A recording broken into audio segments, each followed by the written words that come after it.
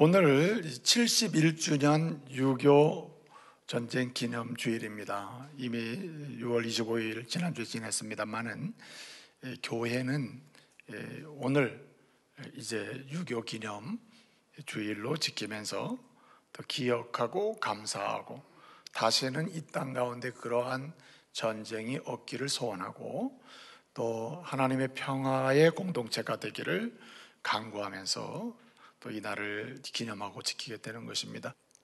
여러분, 전쟁은 가장 약한 자가 희생이 커요. 예컨대 여성, 그 다음에 그 어린아이, 유아들 희생이 크거든요. 그래서 이 한국 전쟁을 통해서 미망인, 남편을 잃은 미망인과 고아가 많이 일어났는데 그 인원이 30만 명 정도가 생겼습니다. 한국 땅에 30만의 고아와 미망인이 생겼다 이 말이에요. 이거는 굉장히 힘든 사회 구조가 생겼다는 것을 의미해요. 그러니까 이 안정을 찾고 빨리 건강한 사회로 돌아가는 데는 얼마나 많은 시간이 걸려야 되는지 계산이 안 되는 거예요. 이런 전쟁은요. 그리고 요즘에 보면은 뭐 아프리카나 동남아 지역이나 뭐 미얀마라든지 말이죠. 또 예멘이라든지 지금은 내전이 계속되고 있잖아요. 그러면 뭐 내전 때문에 난민이 생깁니다. 난민이 5만이 생겼다, 10만이 생겼다, 뭐 20만이 생겼다 이래가지고 난민 해결 때문에 어려움이 많잖아요. 이 6.25 한국 전쟁으로 인해 생긴 그 당시의 난민은 240만이에요. 240만이 자기 고향을 떠나가지고 다른 데 가서 머물고 있는 거예요. 그러니까 이 사회 구조가 다 흔들려 버리는 거예요. 일이 되는 게 아니잖아요. 전쟁이 있어도 뭔가 기본적으로 이게 일이 진행되는 게 있어야 되는데 한국 땅은 워낙 좁은 데다가 워낙 작은 나라인 데다가 피난민 자체가 240만이 움직여 돌아다니니까요. 이 조국 땅이 황폐가 돼 버리는 거예요. 여러분, 더 설명하지 않겠습니다. 잊으면 안 돼요. 이 전쟁이 얼마나 슬픈 전쟁이고 얼마나 비극적인 전쟁이고 얼마나 우리 조국 대한민국을 피폐화시키고 황폐화시키고 완전히 희망 없는 나라로 만든 전쟁인지 절대 잊으면 안 됩니다. 잊어서는 안 되는 거예요. 그런데 말입니다, 그 뒤로 71년이 흘렀어요.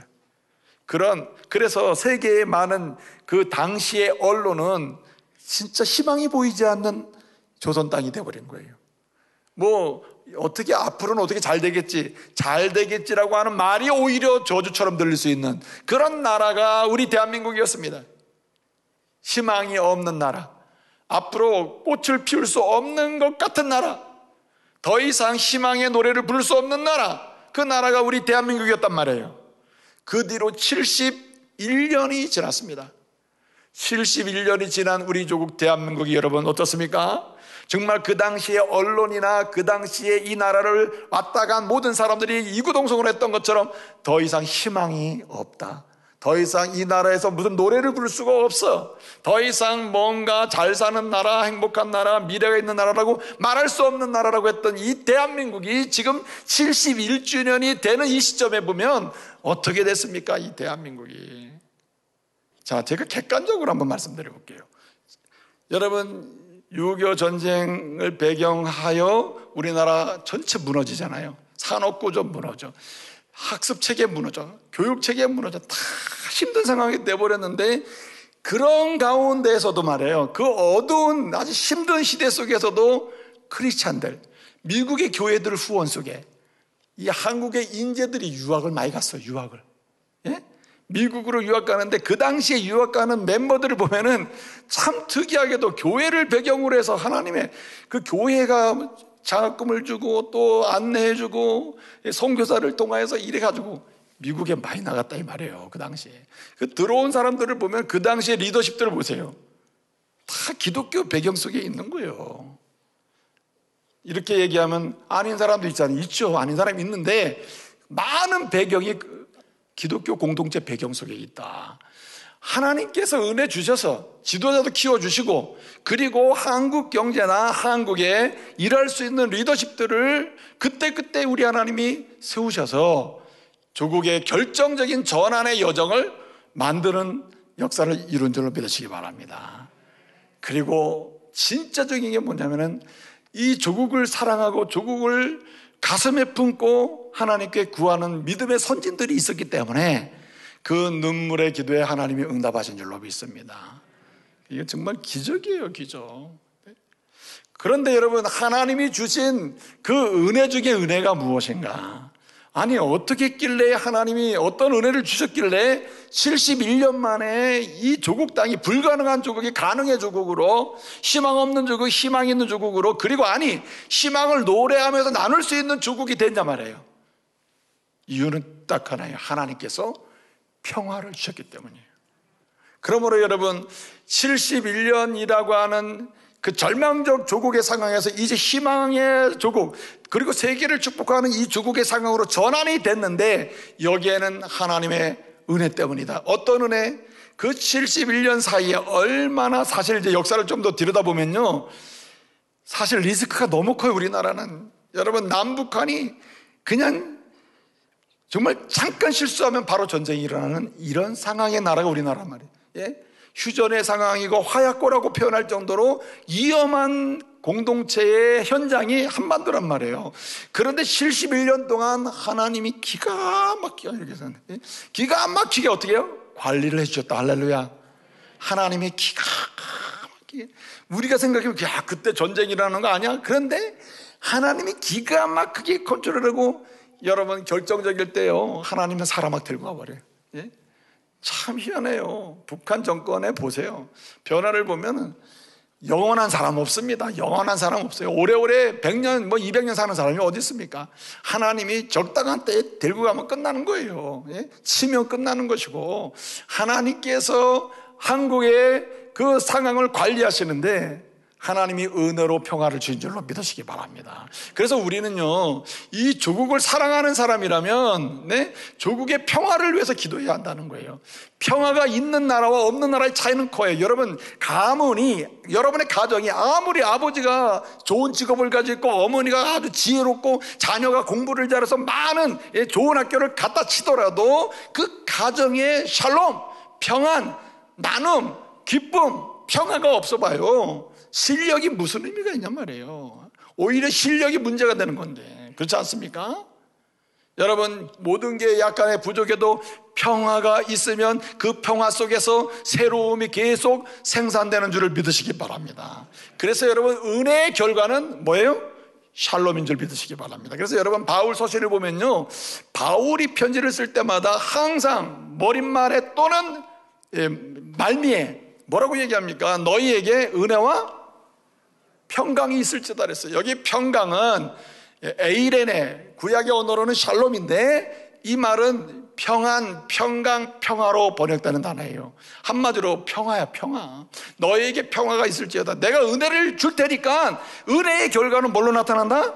샬롬으로 나타난다는 겁니다. 여러분, 우리가 구원의 은혜를 받았더니 구원의 은혜를 받은 사람들이 모인 곳에 뭐가 있어요? 샬롬이 있음을 믿으시기 바랍니다. 그래서 구원받은 한 사람이 가정에 있으면 그 사람을 통하여 가정이 평화 공동체, 샬롬 평안 공동체, 평강이 넘치는 공동체를 되게 하심으로 희망을 노래하게 하시는 거예요. 교회도 마찬가지입니다. 구원받은 사람을 통하여 하나님이 구원의 은혜를 주시잖아요. 그 결과는 샬롬이 가득 차게 되기 때문에 그 다음에 어떻게 합니까? 교회의 비전을 나눌 수도 있고, 교회의 희망을 나눌 수도 있고, 교회가 조국을 축복할 수 있는 길도 찾게 되는 거예요. 그만큼 샬롬은 은혜의 결과입니다. 그러므로 여러분, 조국을 사랑하신다면 조국의 평화를 구하시기 바랍니다. 그래서 여러분, 이번 주 새벽 기도는 유교 71주년 기념 평화 기도 주간이 나와 있습니다. 그래서 이번 한 주간 동안은 조국을 위한 평화를 구하는 기도를 하려고 해요. 조국의 평화를 주십시오. 이 조국의 평화가 중첩되게 하고 평화가 점진적으로 강화되게 해주시고, 이 평화가 흔들림이 없는, 요동치지 않는 평화 공동체가 되게 해주십시오. 아무리 외부에서 그리고 내부에서 여러 가지 일이 벌어져도 하나님의 공동체로서, 평화 공동체로서 흔들림이 없게 해달라고 기도하는 한 주간 되시기 바랍니다. 그럴 때 그 은혜의 혜택은 누가 누립니까? 우리가 누리고 우리의 자녀가 누리는 거예요. 여러분, 어떻게 하면은 우리가 이 조국을 평안의 공동체로, 조국의 주님의 샬롬이 넘치는 공동체로, 주님께서 주시는 평안의 은혜를 충만하게 누리는 공동체로 세워갈 수가 있습니까? 우리는 무엇을 해야 한단 말입니까? 일단 중요한 게 뭐냐면은, 여러분, 평화를 위하여 희생할 줄 알아야 하는 거예요. 희생자가 없는 곳엔 평화가 임하지 않습니다. 여러분 보세요. 본래 은혜의 결과가 평화인데, 평화를 직접 누리는 현장은 거기에 응답하는 희생적 순종자가 있습니다. 하나님께서는요, 평화를 위하여 희생하는 사람을 들어서 하나님의 평화를 누릴 수 있는 공동체가 되게 하시고, 그 은혜의 깊이와 넓이를 경험케 하심을 기억하시기 바랍니다. 그래서 여러분, 가정의 평안을 위하여 희생하는 한 사람이 필요해요. 누가 해야 됩니까? 그리스도로 인하여 구원의 은혜를 누린 사람이, 은혜의 결실이 평안으로 나오니까 그 사람이 희생으로 서야 하는 것 아니겠습니까? 교회도 마찬가지죠. 교회도 구원의 은혜를 받은 한 사람이, 은혜를 아는 자가 하나님의 주시는 평화의 그 부유함을 위하여 희생할 때 약한 자도 강한 자도 평화를 누리게 되는 거예요. 그 기쁨을 누릴 수 있단 말이죠. 여러분, 오늘 말씀을 보게 되면요, 사사기입니다. 사사기는요, 오늘 3장 6절부터 16장까지를 보면은 6번의 사이클이 돌아가요. 한 번의 사이클은 뭐냐면은, 일단은 죄를 집니다. 범죄를 해요. 범죄를 지면 하나님께서 징계를 해요. 그 징계를 받으면 너무 힘드니까 회개를 해요. 살려주세요. 회개를 합니다. 회개를 하면 하나님이 구원을 시켜요. 그래, 내가 구원을 주십니다. 구원을 줬다는 말은 샬롬, 평화 공동체가 다시 되게 하는 거예요. 그런데 이 사람들이 포게팅을 해요. 아주 잊어버려. 너무 잘 잊어버리는 거예요. 나쁜 건 안 잊어버리는데 하나님 주시는 은혜는 왜 이렇게 잘 잊어버리는지, 구원의 은혜로 평화를 주셨는데, 구원의 은혜로 평화를 주셨다는 그것을 잊어버려요. 그리고 다 어디로 갑니까? 다시 범죄를 하는 거예요. sin again을 하는 거예요. 그래서 범죄를 합니다. 그러면 징계를 해요. 징계를 하면 또 회개를 해요. 회개를 하면 하나님이 구원을 하세요. 구원을 한다는 말은 평화를 준다는 말이거든요. 그 조금 평화를 누리다가 지나다 보면 또 다시 잊어버려요. 그리고는 또 다시 범죄를 하는 거예요. 재범죄하는 거예요. sin again을 하는 거예요. 그래서 이렇게 범죄에서 재범죄까지 한 번의 사이클이 도는 거를, 한 번의 사이클이거든요. 사사기는요, 6번의 사이클이 돌아요. 6번. 이렇게 인간이 범죄하고 구원받고 평화의 공동체가 됐는데, 다시 재범죄하는 이것을 몇 번을 기록하고 있냐면 6번을 기록해요. 6번. 그래서 온니엘 선지자가 나오고 사사가 나오고, 오늘 본문에 드보라인데, 드보라 사사가 나오고, 그 다음에는 입다 나오고, 삼선 나오고, 기도원 나오고 이러거든요. 삼선이 이제 마지막에 나오는데, 이런 사사와 관련해서 6번 범죄하고 징계하고 회개하고 구원하고 평화 주시고, 또 다시 재범죄하고, 이것을 6번을 반복해요. 이 성경에서 6번, 6은 인간의 숫자입니다. 인간에게 있어서 최고의 숫자는 6입니다. 항상 부족한 상태죠. 인간은요, 완전한 범죄자예요. 인간은 그럴듯하게 의인이 된 것처럼 보여도 알고 보면은 타락한 존재입니다. 그래서 예레미야 17장 9절을 보게 되면 뭐라고 말씀하시냐면, 인간의 마음이 어떠냐? 완전 부패했다. 완전 그냥 선한 것처럼 어느 순간에 해도 결국은 인간은 부패한 사람이라 이거예요. 그래서 인간의 상태를 사사기가 보여주면서, 여러분, 이렇게 해가지고 이 평화가 깨지게 만드는 또 대적이 있거든요. 원수가 있는데, 이런 원수들과 싸워서 하나님이 주시는 참된 평화를 누려야 되잖아요. 그럴 때 싸울 사람이 없는 겁니다. 오늘 여기 드보라 선지자가 나오는데, 드보라 선지자 나오기 전에 에웃이라고 하는 사사가 있었습니다. 이 사람이 사사 노릇할 때 80년 동안 평화 공동체가 있었어요. 그러니까 그 시대의 사람들 평화를 누린 거죠.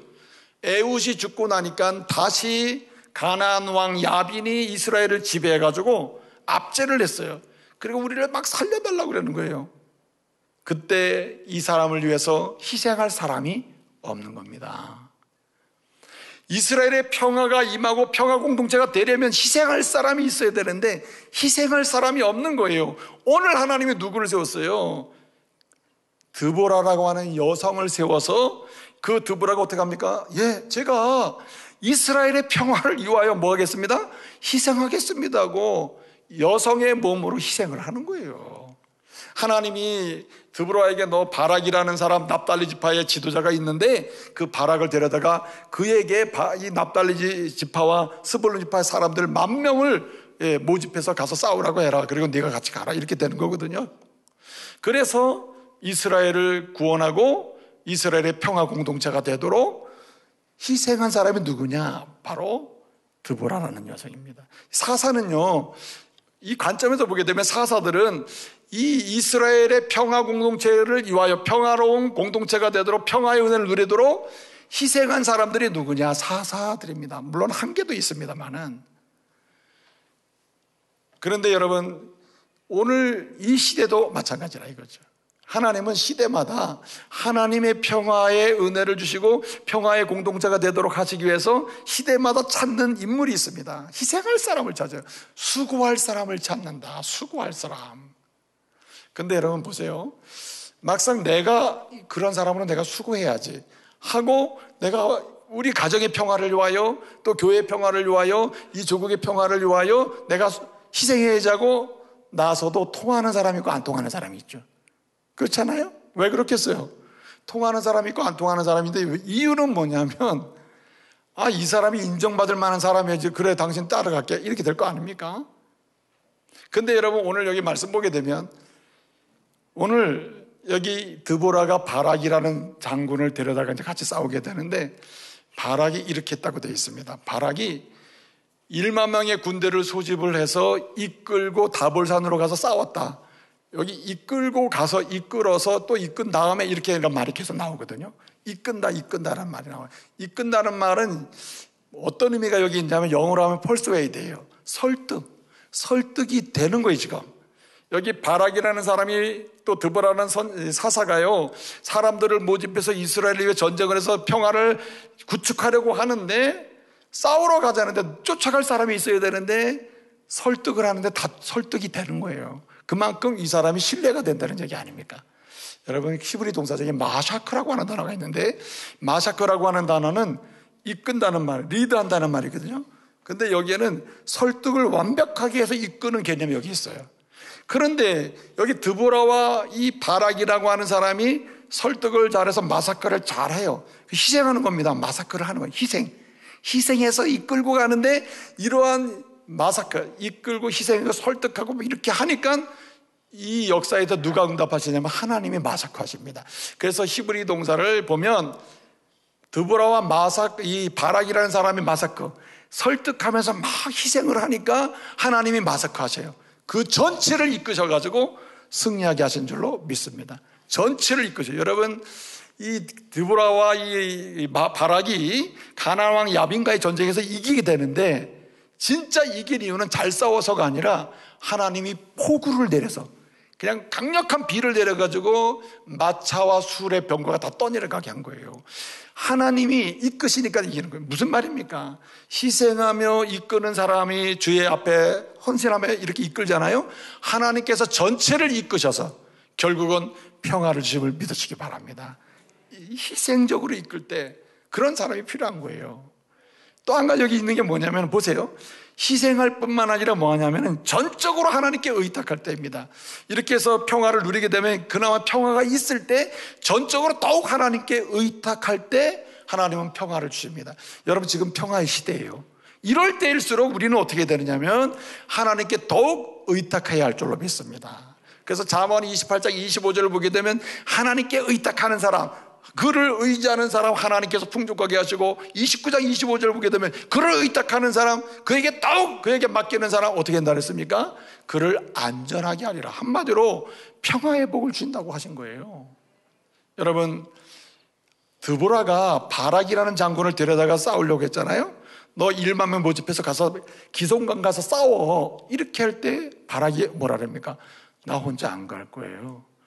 드보라 사사 당신이 나와 함께하면 내가 가서 싸우겠습니다 이렇게 얘기하거든요. 드보라가 뭐라 그럽니까? 알아서 내가 가서 같이 싸울게. 같이 간다.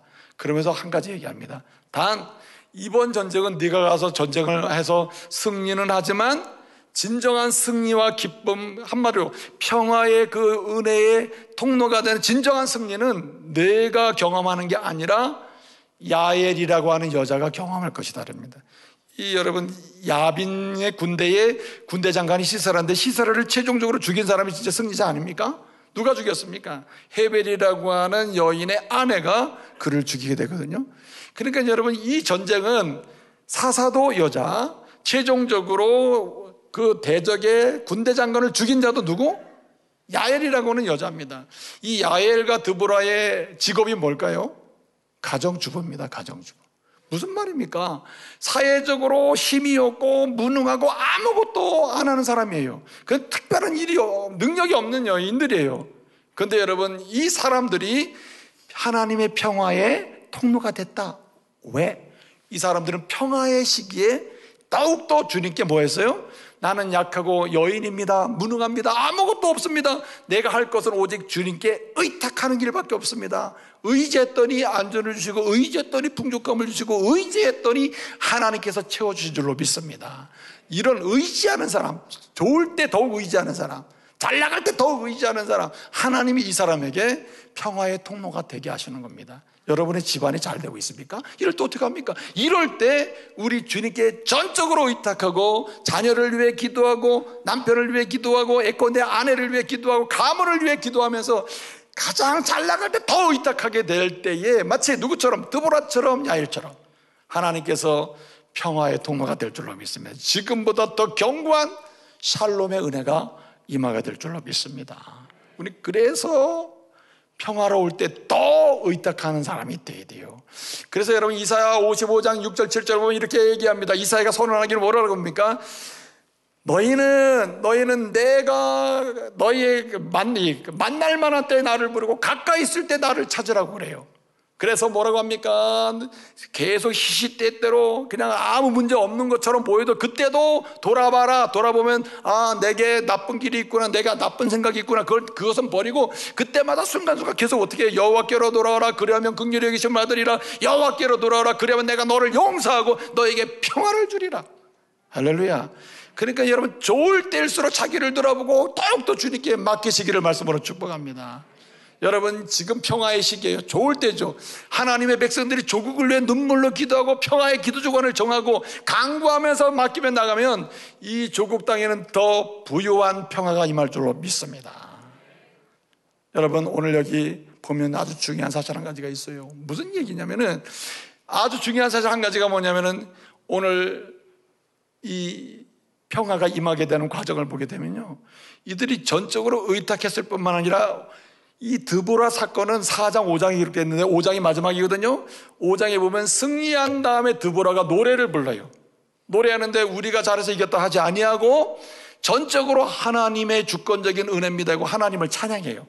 이 찬양했다는 말은 한마디로 누가 평화의 통로가 되느냐, 누가 평화를 나누고 축복의 통로가 되느냐 할 때 중요한 게 뭐냐면 평화를 누리면서 살아갈 때 여러분 누구보다도 예배에 집중하는 사람이에요. 모든 게 하나님의 은혜구나 하면서 하나님을 찬양하고 예배하는 사람이 그를 통해서 그 가정이든 교회든 민족이든 하나님의 샬롬의 복이 임할 줄 믿으시기 바랍니다. 그래서요 여기 드보라는 찬양하고 그 생애 속에서 하나님을 예배하는 가운데 그가 사는 동안에 평화의 통로가 되는 거예요. 그래서 여러분 이것저것 복잡하고 이해가 안 되면 여러분의 가정을 샬롬의 가정으로, 하나님의 교회를 평화의 그 교회로, 우리 조국을 평안과 평강이 넘치는 조국 공동체로 정말 계속 세워가기를 원하시면요 전심으로 예배 드리시기 바랍니다. 하나님을 찬양하고 하나님께 기도하고 하나님께 맡기는 역사가 있기를 바랍니다. 그럴 때 어떻게 합니까? 하나님께서 당신의 심령에 평화를 주시고 그 평화가 밖으로 흘러나오게 함으로써 공동체의 평화를 누리게 하는 것입니다. 이 은혜가 저와 여러분의 삶의 여정에 계속되기를 말씀으로 축복합니다.